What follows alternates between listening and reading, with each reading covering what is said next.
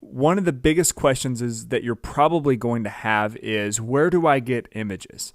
And the easiest place to get images is one of these sites that I have listed on the screen, because what you want to do is you're selling this t-shirt. So you need the rights to be able to sell essentially that image. Now, obviously, we're going to edit that image and make it available for our t-shirt. We're going to vectorize it essentially, but we're going to need an image to start with, unless you're an amazing drawer and you can draw your own image. One of the ways that is very, very powerful to create your own images is to take your smartphone out there and snap your own images. Most of us have a smartphone or a separate camera, whatever it may be. You can actually go out there and take your own pictures and use those. You have the rights to them. You can do with them as you please. But if you're looking for something specific that you can't take your own images for, or if you don't want to spend the time to get those images, then there's a whole bunch of different options here. You have USA.gov, public domain Wikipedia, Incredible Art, Library of Congress. Google Patents is a really, really cool one. You can search for all sorts of different things. If I'm searching for technology shirts, I'm a big technology guy, so if I'm searching for technology shirts, Google Patents is an awesome place to find different technology things that look like, a mainstream technology idea, but the Google patent image is free and accessible to me. You can also use Pixabay. You can also use a Google search as long as you turn on those advanced search settings, and I'll show you how to do those in a later video as well. And then you also have morguefile.com. There's a whole bunch of royalty-free image sites out there. Some of them are paid, some of them are free. It all depends on what you're looking for and who has the perfect image.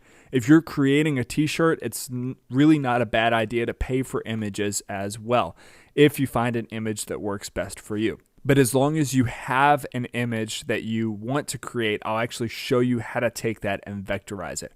And I'll also kind of show you, whenever we get into it, what kind of images to look for, what kind of subjects to look for in those images that create a really cool looking shirt. And then there's another really cool application. We talked about Pixlr, but there's another really cool application that allows you to take your images that we're going to create. We're actually going to create it in Pixlr, and it's going to put out a PNG or a JPEG or whatever we decide to export it as.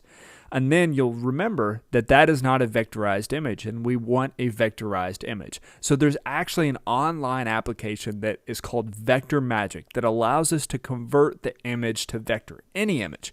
It could be any image that you have on your hard drive that you find online that you create yourself. Now, we're obviously going to be doing a little bit of editing with these images to create a good t-shirt design, and I'll show you what that means a little bit later. You don't really want to take a landscape image, with a whole bunch of trees and a whole bunch of different things going on. But again, I'll get to that later on. I'll show you what a good image looks like. And Vector Magic is free. Now, they do ask for your email address if you go and download one of these vectors, and they have a monthly quota on there. I believe you can only download 5 per month without getting a paid account on there. But what you can do is you can actually just have multiple email addresses set up, or you can pay if you'd like. If you're actually using this a lot, then you can actually pay for it. They also have a desktop version that will convert it on your desktop. It's a one-time pay application, so you don't have a subscription if you like that idea better. Again, it will get you started with a free option, and again, it has a monthly quota, so as long as you're not doing too many t-shirt designs per month, you're going to be perfectly fine using Vector Magic. And the biggest site that we've talked about has been Teespring, a crowdsourced t-shirt selling site. But there's a whole bunch of others. And you can see over here on the left side, I've put Cafe Press, Zazzle, 2 of the most popular t-shirt design.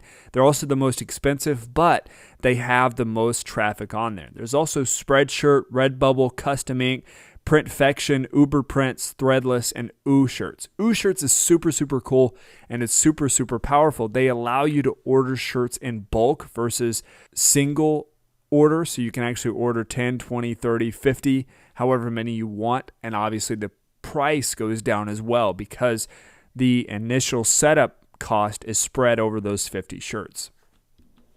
So the options over here on the left side are these are options that require you to buy your own shirt. Whereas the Teespring that we looked at before, they you create the shirt and then they sell it for you. It's a crowdfunded site. People go on there and then you can also promote it and people purchase it through Teespring. So that's why Teespring is super, super powerful, is it takes all of the hassle and all of the hard work out of the selling process. They essentially take all the money, they process all the payment, and then they cut you a check. But if you want to buy your own, if you're creating shirts for your kid's softball team or your kid's basketball team for school to promote your own business and you want to hand them out for free, the options over here on the left side of the screen are super, super powerful that way.